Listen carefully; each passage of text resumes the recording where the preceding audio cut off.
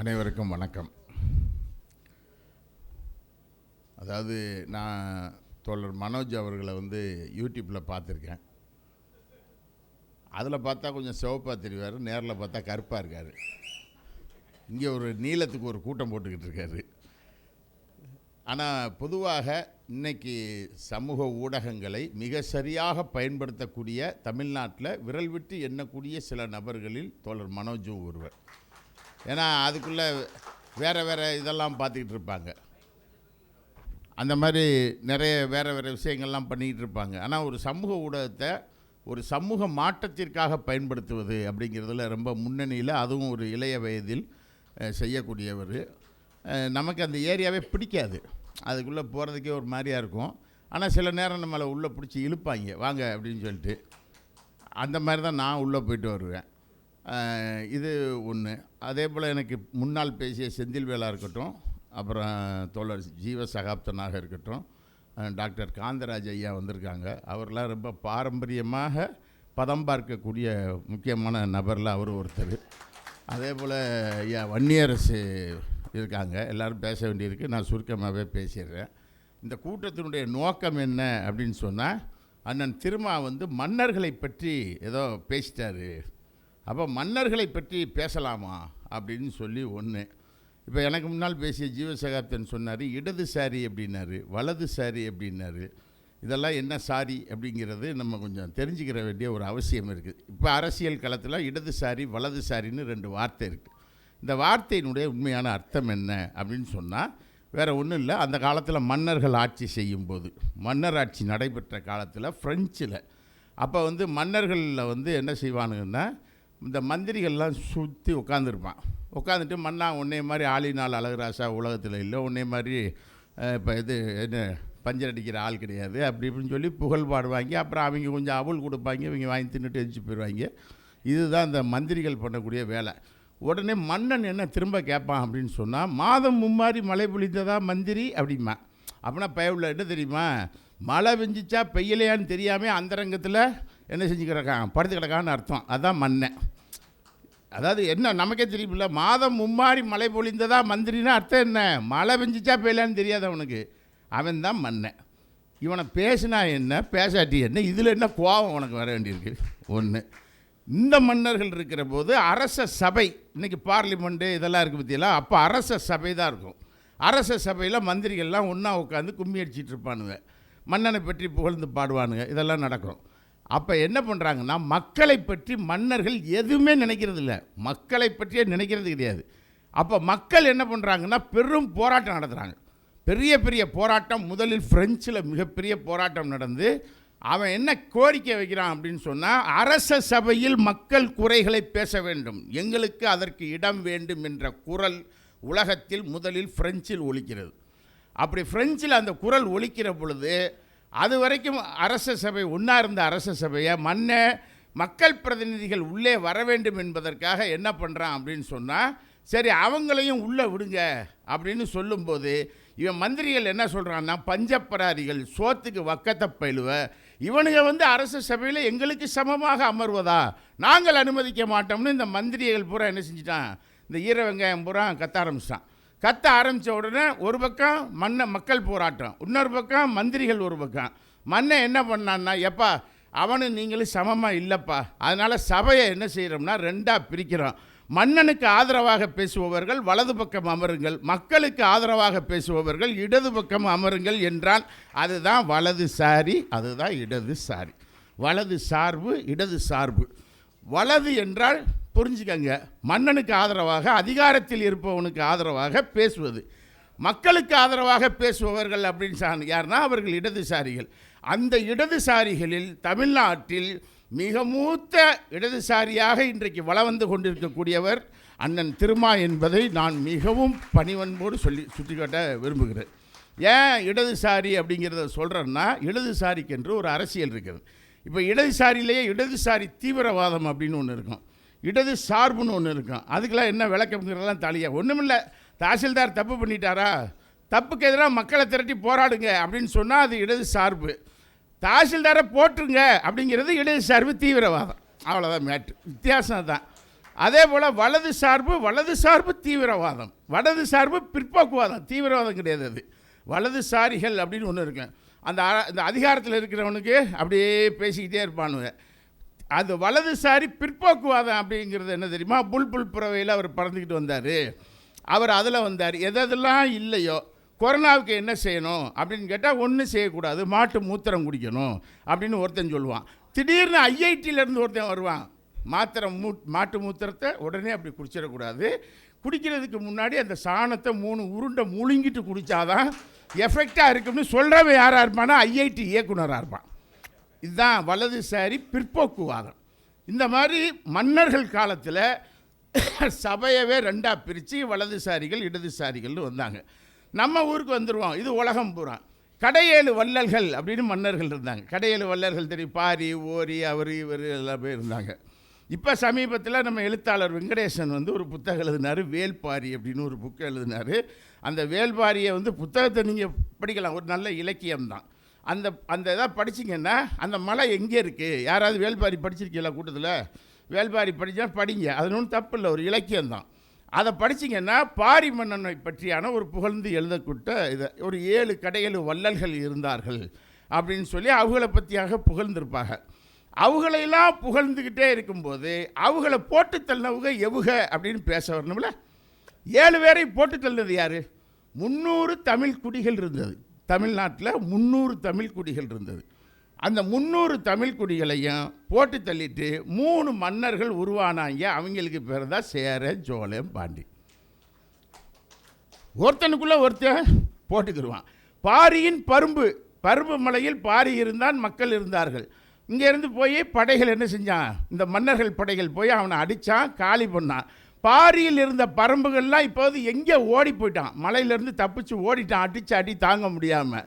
சரி, ஓடினவன் எங்கே இருக்கான் அப்படின்னா, நான் ஒரு வரலாற்று ஆய்வாளனாக, நான் வரலாற்றை ஆய்வு செய்யக்கூடியவன் என்ற முறையில் இப்போ வைகை நதிகாசம்னு ஒரு புக் எழுதிக்கிட்டு இருக்கேன். காவிரியை பற்றி எழுதுனேன், திருப்பரங்குன்றத்தை எழுதுனேன், அதெல்லாம் அப்புறம் சொல்கிறேன். வைகை நதிகாசம்னு ஒரு புக் எழுதுகிறேன். அப்புறம்தான் பார்த்தா பரம்புல இருந்து அடிபட்டு ஓடினவங்கெல்லாம் குடியேறிய ஊர் தான் பரமக்குடின்னு ஒரு ஊராக இப்போ உட்காந்துருக்கு. அவனுடைய தொன்மம் அங்கே இருக்குங்கிறத இப்போ தான் நான் எடுத்து படித்து பார்த்துக்கிட்டு இருக்கேன். எல்லா டாக்குமெண்ட்டையும் எடுத்துட்டேன். பரமக்குடிக்கு ஊருக்கு என்ன வரலாறுனா, பரம்புலேருந்து அடித்து ஓடினவங்க குடியிருந்த இடம் அது. இல்லை, இப்போ தான் முதல்ல இங்கே நான் சொல்கிறேன். இந்த கூட்டத்தில் தான் நான் முதல்ல சொல்கிறேன். ஆனால் பரமன்குடி அப்படின்ட்டுருவாங்க திடீர்னு, அதை நம்பாதீங்க, சாரி, அது கிடையாது. ஏன்னா இங்கே ராஜா அண்ணாமலைபுரம்னு ஒரு இடம் இருக்குது. அந்த ஊரை ஆரியேபுரம் அப்படின்னு மாற்றினாங்க. ராஜா அண்ணாமலைன்னு இங்கிலீஷில் ஆரியேபுரம்னாங்க. ஏடிஎம்கே பிரிவில் ஆரியபுரம் அப்படின்னு மாற்றுறாங்க ஒரு போர்டை. நான் தான் கத்துனேன் சன் டிவிலாலே, அப்புறம் என்ன திராவிடபுரம்னு பக்கத்தில் இருக்கா, அது ஆரியபுரம்னு மாற்றாதான் ராஜா அண்ணாமலைபுரம் அப்படின்னு சொன்னதுக்கு பின்னாடி தான் எடப்பாடி காதில் விழுந்து அதுக்கு பின்னாடி அது போர்டே மாற்றினாங்க. மறந்துடாதீங்க.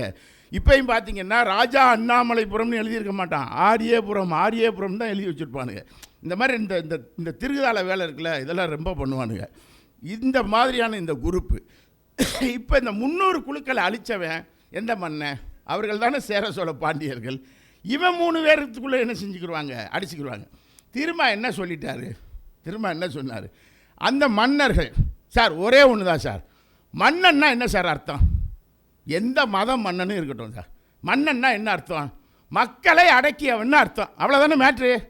மக்களை அடக்கியவன், அவ்வளோதான். மக்களுக்கான பக்கம் மன்னன் ஆட்சியில் எங்கே இருக்கு? இந்த கேள்வியை கேட்கணுமா வேண்டாமா? நான் வரலாறு படிக்கிற பொழுதெல்லாம் அக்பர் மரம் வெட்டினார், குளம் வெட்டினார், குட்டையை வெட்டினார் அப்படின்னு சொல்லும்போது, இல்லை வேற ஒரு மண்ணை அதை செஞ்சான் அப்படின்னு சொல்லும்போது, தஞ்சை பெரிய கோயிலை அவன் கட்டினான் என்று சொல்லுகிற பொழுது, அப்போ அங்கே இருக்கக்கூடிய மக்கள்லாம் என்ன செஞ்சுக்கிட்டு இருந்தான்னு நான் கேட்பேன்ல, அவன் தானே கட்டினான். அவனை பற்றி உன் வரலாறு என்னையா சொல்லுது? அதானையா வரலாறு. அந்த வரலாறு என்னன்னு திரும்ப கேட்குறாரு. அதை அடக்கினவன் நீ தானே அப்படின்னு திரும்ப கேட்குறாரு. அதற்கு நேர்மையாக பதில் சொல்லு. சிற்றரசன்னா யார்? சின்ன ரவுடிகளை வச்சு அடக்கினவன் சிற்றரசன். பேரரசன்னா யார்? பெரிய ரவுடிகளை வச்சு கூட்டத்தை வச்சு அடக்கினவன் பேரரசன். இதில் என்ன பெரிய வெங்காயம் விளக்க வேண்டி கிடக்கு? இதெல்லாம் படித்து தானே வந்திருக்கோம்.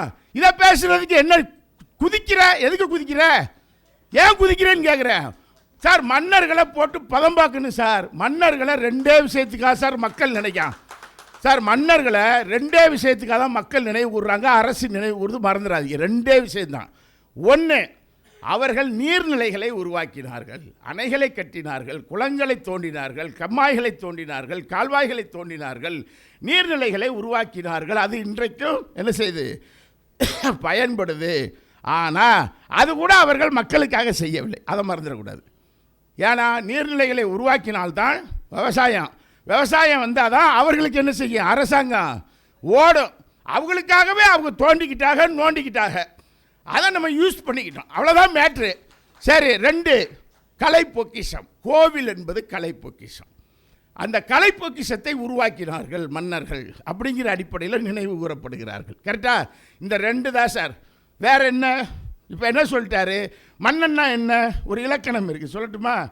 மன்னன்னா அதிகாரம், மன்னன்னா பேராசை, மன்னன்னா சூழ்ச்சி, மன்னன்னா வஞ்சகம், மன்னன்னா சதி, மன்னன்னா கொலைகள் செய்வது, மன்னன்னா மது, மன்னன்னா மாது, மன்னன்னா சூது.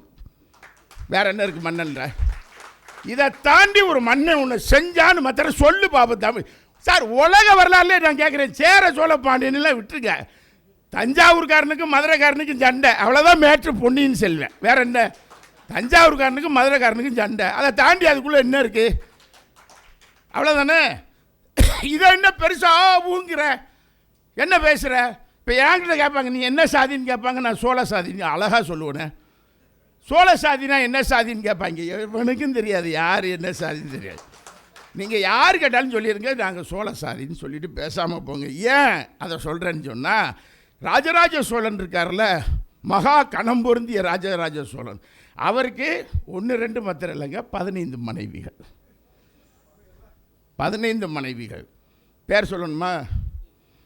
முதல் மனைவி உலக மகாதேவி, 2வது மனைவி சோழ மகாதேவி, 3வது மனைவி அபிமானவல்லி மகாதேவி, 4வது மனைவி திரைலோகிய மகாதேவி, 5வது மகாதேவி பஞ்சவன் மகாதேவி, 6 பிருத்வி மகாதேவி, 7 லாட மகாதேவி, 8 மீனவன் மகாதேவி, 9 திருப்போண மகாதேவி, 10 வில்லவன் மகாதேவி, 11 வீர நாராயணி மகாதேவி, 12 நத்தன் தில்லை அழகி மகாதேவி. எப்படி இதெல்லாம் முடியும் தெரியல. சரி, 13 காடன் தொங்கி மகாதேவி, ஒன்னாலே முடியல. 14 Pon Pichi Mahadevi, 15 notice point your honour Thaila Mahadevi. நான் சொல்லலை சார். நேராக தஞ்சாவூர் கோயிலுக்கு போங்க. தஞ்சாவூர் கோயிலுக்குள்ளே உள்ளே நுழைஞ்ச ஒன்று ஒரு கல்வெட்டு இருக்குது. தன் பெண்டுகள் என்று வெட்டுக, என் பொண்டாட்டின்னு வெட்டுகன்னு ராஜராஜ சோழன் சொன்னதாக ராஜராஜ சோழன் பொண்டாட்டி 15 பேர் வரிசையாக அப்படி எழுதி வச்சுருக்காங்க. கோயிலுக்கு நன்கொடை கொடுத்தவங்க பேர் இருக்கும்ல. நான் இப்போ என்ன கேட்குறேன், இந்த 15 பேரில் நீ யாருடைய வாரிசு? அதுக்கு மட்டும் பதில் சொல்லு. என்ன மன்னர் பெருமை பேசுகிற, இதை நீ வெளியே சொல்ல முடியுமா? அப்பா யாருன்னு யாருக்காவது தெரியுமா? அம்மா சொன்னால் கேட்டுக்கிறணும், அதை போய் ஆராய்ச்சி பண்ணக்கூடாது. அம்மா யாரையாவது கூப்பிட்டு அங்கே ஒப்பேன்னு சொன்னால் அதோட வணக்கம் நன்றின்ட்டு எந்திரிச்சு போயிட்டே இருக்கணும். 15 பேர்கிட்ட போய் கேளு, நீ யாருன்னு போய் கேளு. என்ன வரலாறு பேசுகிற, என்ன மன்னர் பெருமை பேசுகிற?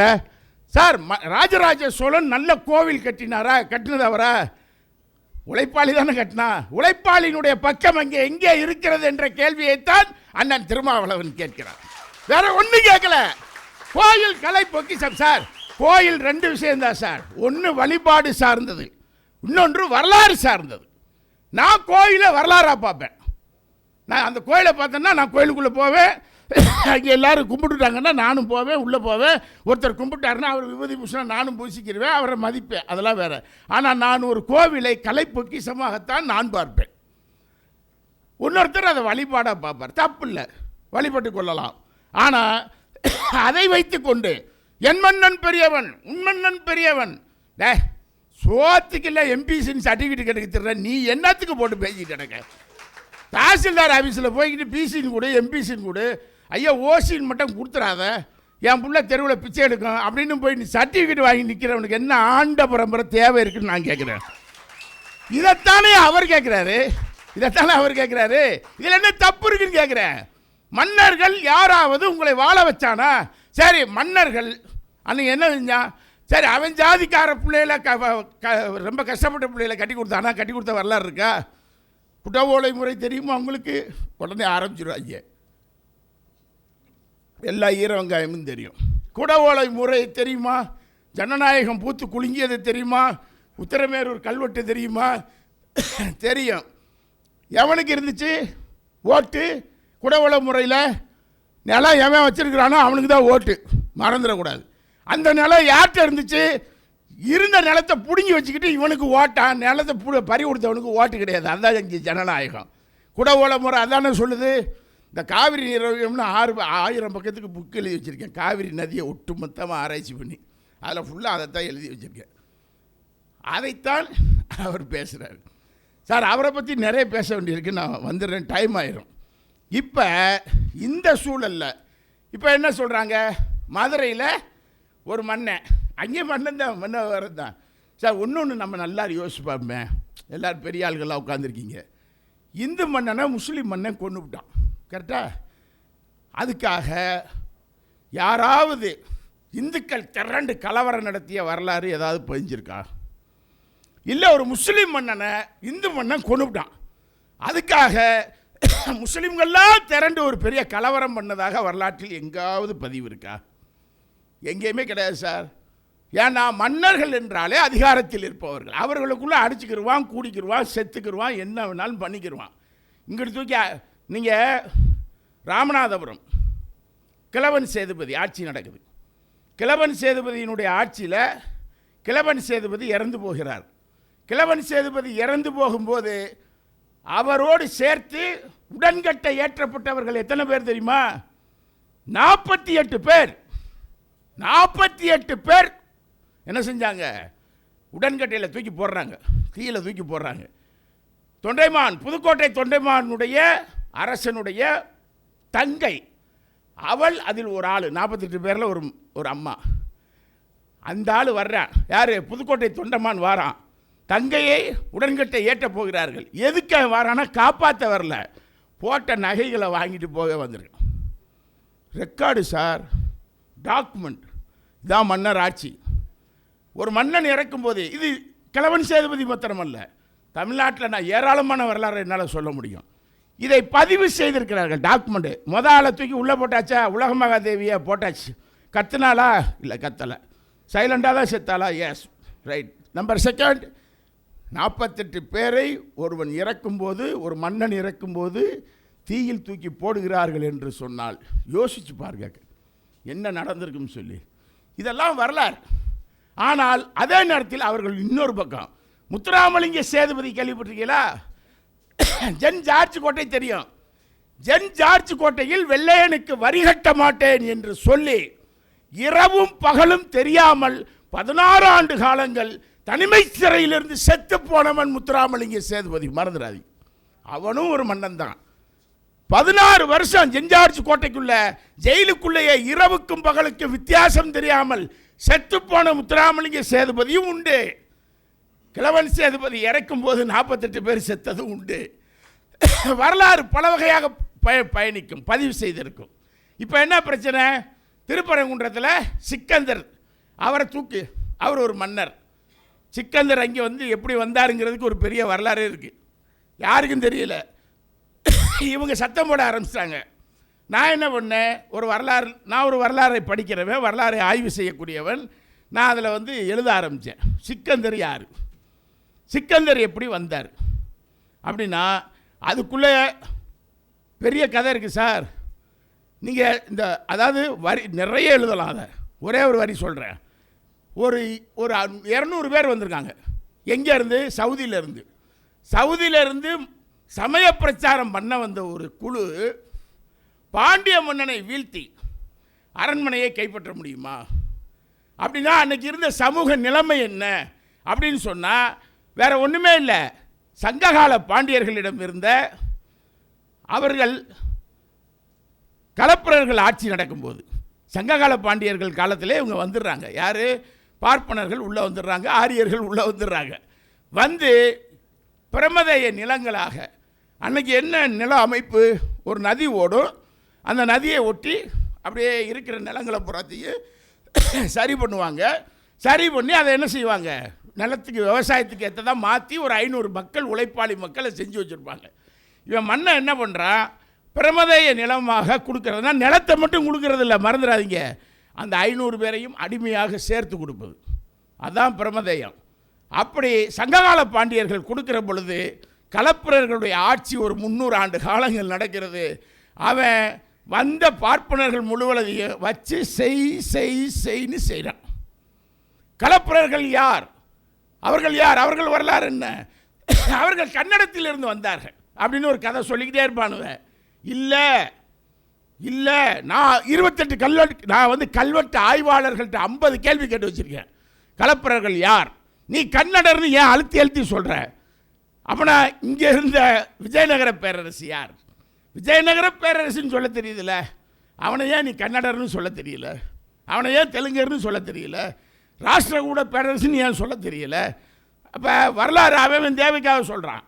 களப்பிரர்கள் பார்ப்பனர்களிடம் இருந்த நிலங்களை பறித்து மக்களுக்கு கொடுக்காங்க. அப்படி கொடுத்ததுக்கு என்ன ஆதாரம் அப்படின்னு நீங்கள் கேட்பீங்க. அதான் இருண்ட காலமாச்சு. அவங்க இருண்ட காலம்னு சொல்லிட்டானாலே போதும், அவங்க கருப்பான ஆளுன்னு சொல்லிட்டானாலே அவன் நல்லவன்னு அர்த்தம். சிவப்பு அப்படின்னு அவன் ஒரு ஆளை சொல்லிட்டான்னா விளக்கமாக கட்டைன்னு அர்த்தம். அவ்வளோதான் முடிஞ்சு போச்சு. அது இருண்ட காலம். என்ன இருண்ட காலம், அது என்ன இருண்ட காலம் அப்படின்னு உள்ளே போய் பார்த்தோன்னா களப்பிரர் ஆட்சி இருண்ட காலம்னு ஏன் சொல்கிறான்? குப்தர்கள் காலம் என்ன காலம், பொற்காலம். அடைங்கப்பா, குப்தர்கள் காலம் பொற்காலம், களப்பிரர் காலம் இருண்ட காலம். குப்தர்கள் காலம் ஏன் பொற்காலம்? பார்ப்பனர்களுக்காக பார்ப்பனரால் நடத்தப்பட்ட முதல் ஆட்சி, எனவே அது பொற்காலம். தான் வரலாறு, இப்படிதான் சொல்லிக் கொடுப்பான். அப்போ களப்பிரர்களை வீழ்த்தப்பட்டதுக்கு பின்னாடி பாண்டியர்கள் வேள்விக்குடி செப்பேடுன்னு ஒரு செப்பேடு இருக்குது. இதை மட்டும் நான் சொல்லி முடிச்சிடுறேன். வேள்விக்குடின்னு ஒரு செப்பேடு இருக்குது. அந்த செப்பேட்டை இந்த புத்தகத்தில் பதிஞ்சிருக்கேன். அதில் என்ன சொல்கிறான் தெரியுமா? சங்ககால ஒரு ஐயர் வந்து ஒரு ஐயர் பேசுகிறான். அவன் சொல்கிறான், அந்த செப்பேடு எங்கே இருக்குது தெரியுமா? லண்டனில் இருக்குது. அதில் இருக்கிற டாக்குமெண்ட் இதில் பதிஞ்சிருக்கேன். அவன் சொல்கிறான், சங்க காலத்தில் இருந்தவங்க தாத்தா நிலத்தை பூரா என்கிட்ட கொடுத்தாரு, நிலத்தை பூரா கொடுத்தாரு. களப்பிரர்கள் என்ற கொடியவர்கள் வந்தார்கள், நிலத்தை எல்லாம் என்ன செஞ்சிட்டாங்க, திரும்ப எடுத்துக்கிட்டாங்க. எனவே மன்னா நீ எங்களுக்கு நிலத்தை கொடு அப்படின்னு ஒரு பார்ப்பனர் கேட்குறாரு. அதான் வேள்விக்குடி செப்பேடு. அந்த செப்பேடின் அடிப்படையில் இவங்களாம் நிலத்தை கொடுக்காங்க. மக்கள் பாண்டியர்கள் மேலே கோவப்படுதாங்க. கோவப்பட்ட நேரத்தில் சிக்கந்தர் வரார். சோழர்கள் போய் மதுரையை அடிச்சிருந்தான். 1185 அவர் வந்த காலம். வந்து இறங்குறாங்க, சமய பிரச்சாரம் நடக்குது, அரபு வணிக குழுக்கள் இருக்காங்க. இதெல்லாம் ஒரு பெரிய வரலாறு இருக்குது அதுக்குள்ளே. இந்த வரலாறுகள்லாம் சேர்ந்து தான் சமூகம் அன்றைக்கு பாண்டியர்களுக்கு எதிராக இருந்தது. எனவே ஒரு 250 பேர் கொண்ட குழு என்ன செய்கிறாங்க, வந்து அங்கே ஆட்சியில் இருக்காங்க. அப்புறம் மலைக்கு தப்பிச்சு ஓடுறாரு. அதில் ஒரு பெரிய சண்டை என்ன நடந்ததுங்கிறத கல்வெட்டு ஆய்வுகளோடு பதிவு செய்திருக்கிறேன். இதை வச்சு இன்றைக்கி கலவரம் பண்ணலாமா? சிக்கந்தர்னு ஒரு ஆள், அங்கே ஒரு தர்கா இருக்குது, அந்த தர்காவை வீழ்த்தணும். தர்காவை கட்டியவன் யார் அப்படின்னு ஒரு கேள்வி இருக்குல்ல. தர்காவை கட்டியது யார் தெரியுமா? குலசேகர பாண்டியன்.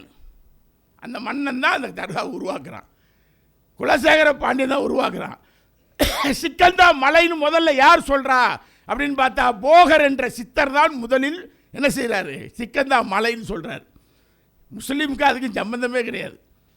அதை போய் நான் இடிக்க போகிறேன் அப்படின்னு சொன்னால், கலவரத்தை உருவாக்க போகிறேன்னு சொன்னால், வரலாற்று ஆய்வுகளின்படி இல்லை, இன்றைக்கி இருக்கக்கூடிய டாக்குமெண்ட் அடிப்படையில் 172 ஏக்கர் அந்த மலை, சுற்றி மலை 172 ஏக்கரும் சர்வே நம்பர் 129 படி ஏஎஸ்ஐக்கு சொந்தமானது, ஆர்கியாலஜிக்கல் சர்வே ஆஃப் இந்தியாவுக்கு சொந்தமானது. சார் அங்கே யாருமே வழிபட முடியாது, எல்லாரும் போங்க சாமி கும்பிட்டுக்கங்கன்னு விட்டாங்க, அவ்வளோதான். அங்கே போய் நீங்கள் எதையும் ஏற்றவும் முடியாது, ஒன்றும் பண்ணவும் முடியாது. எல்லா ரெக்கார்டும் கையில் இருக்குது, எந்த கோர்ட்டுக்கு போனாலும் நிற்கும். ஆனால் இவர்கள் அரசியலுக்காக ஓட்டுக்காக செய்கிறார்கள். மன்னர்கள் என்ற பெயரில் தூண்டி விடுகிறார்கள். இந்த மன்னர் என்ற மண்ணாங்கட்டிகளை போட்டு உடைக்கணுமா வேண்டாமா? அதை திருமாவளவன் பேசினா அவர் யாருக்கு எதிரானவர்? அவரை கொண்டு போய் எதிரணியில் நிப்பாட்ட முடியுமா? திருமா யாரு? ஒரு விஷயம் சொல்கிறேன், அரசியலை மூணாக பாருங்க. ஒன்று அரசியல் தளம், 2 சமூகத்தளம், 3 பொருளாதார தளம். அரசியல் தளத்தில் திரும்ப என்ன ஸ்டாண்ட் எடுக்கார்? அவன் மனு நீதிங்கிறான், இவர் சமூக நீதிங்கிறார். அவன் மத வெறிங்கிறான், இவர் மதச்சார்பின்மை அப்படின்னு சொல்றாரு. சரிதானா? அவன் பெண்ணடிமைத்தனம்னு சொல்றான், இவர் பெண் விடுதலை அப்படிங்கிறாரு. அவன் அம்பானி அதானிக்கான வளர்ச்சிங்கிறான், இவர் அனைவருக்குமான வளர்ச்சி அப்படிங்கிறதுல நிற்கிறார். இதான திராவிட மாடல் அரசினுடைய கோட்பாடாக இருக்கு. அந்த கோட்பாட்டோடு இணைந்து நின்று தானே இவரும் பேசுகிறாரு. இதுதான் இவருடைய அரசியல் தளம். சமூக தளத்தை பற்றி ஜீவசகாப்தன் அழகாக சொன்னார். எந்த ஒரு சமூகம், எனக்கு ராமநாதபுரம் விடுதலை சிறுத்தைகள் கட்சி தொடங்குவதற்கு முன்னால் டிபிஐ வச்சிருந்த மலைச்சாமி இருக்கார்ல, மலைச்சாமியும் நானும் ஒன்றா ஆர்ப்பாட்டம் பண்ணியிருக்கோம். நானும் மலைச்சாமி வினோத் இன்னைக்கு அண்ணன் அண்ணன் அண்ணன் இப்பயும் கூப்பிட்டுக்கிட்டே இருப்பா அப்படின்னு. இப்பையும் மலைச்சாமி மிகப்பெரிய போராட்டக்காரர். நான் ஒன்றும் செய்யலை.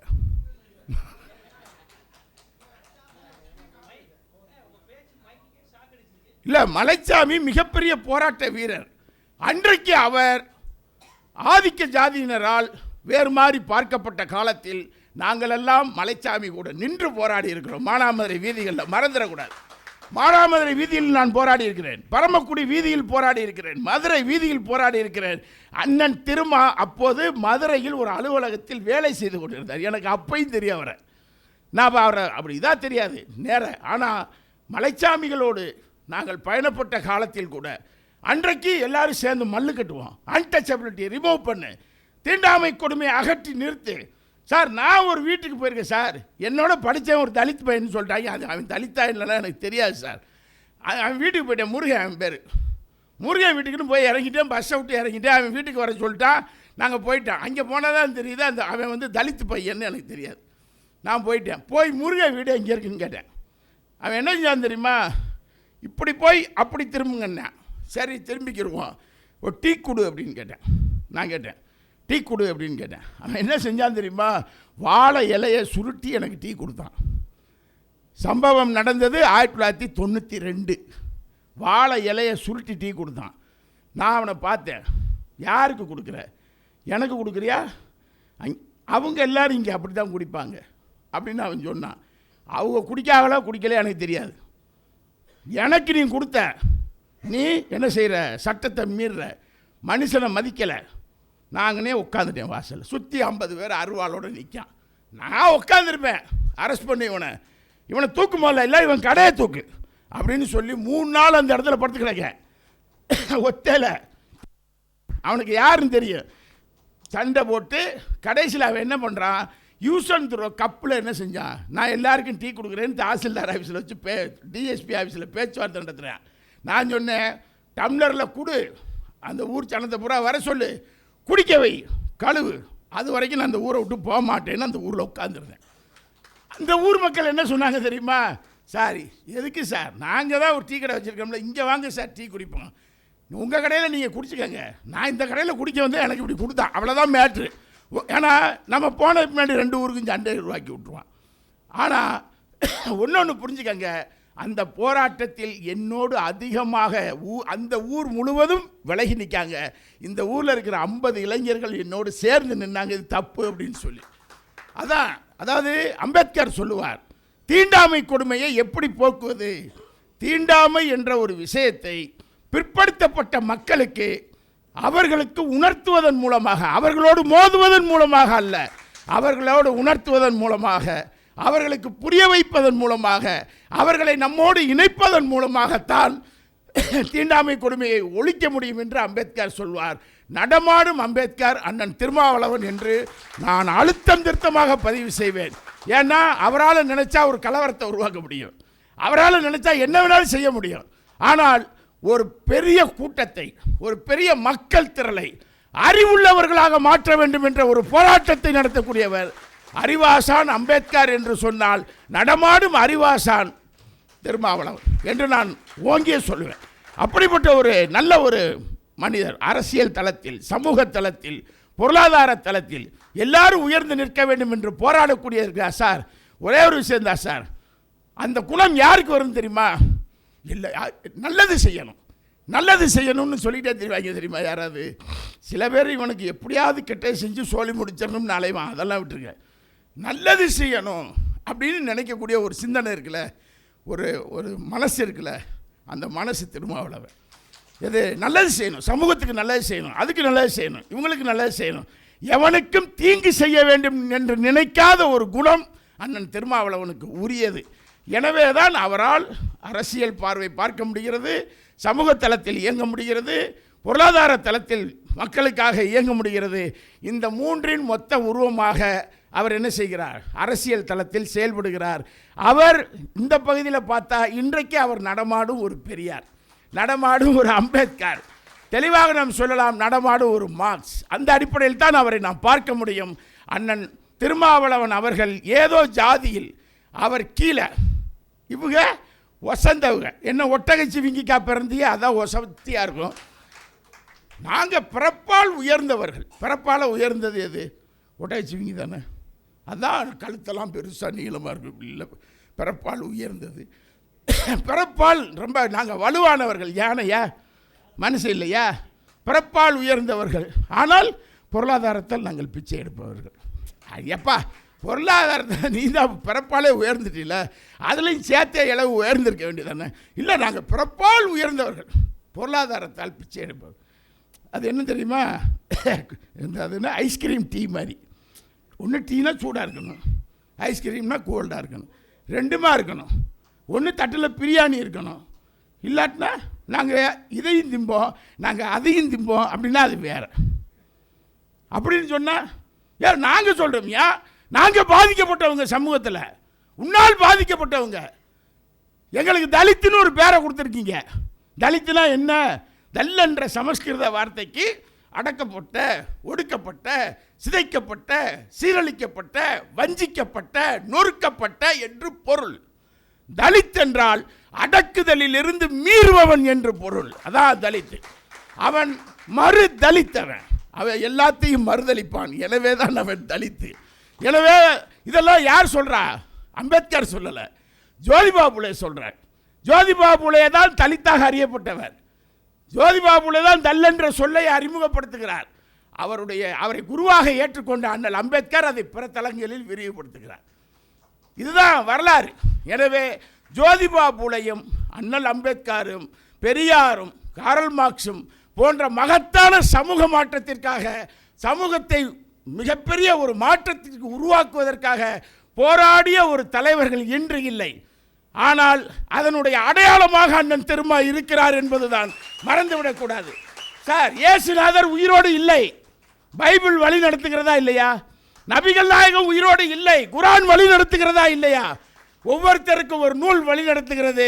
அண்ணல் அம்பேத்கருடைய தத்துவங்களும் மார்க்சிய தத்துவங்களும் பெரியாரிய தத்துவங்களும் அண்ணன் திருமாவளவனை வழி நடத்துகிறது. அவர் வழியில் பயணப்படுவதுதான் தமிழ் சமூகத்திற்கு நாம் செய்யும் மிகப்பெரிய கொடை. அண்ணன் திருமாவை எந்த ஒரு சக்தியாலும் தொட முடியாது, தொட்டால் நாங்கள் விடமாட்டோம். நன்றி, வணக்கம்.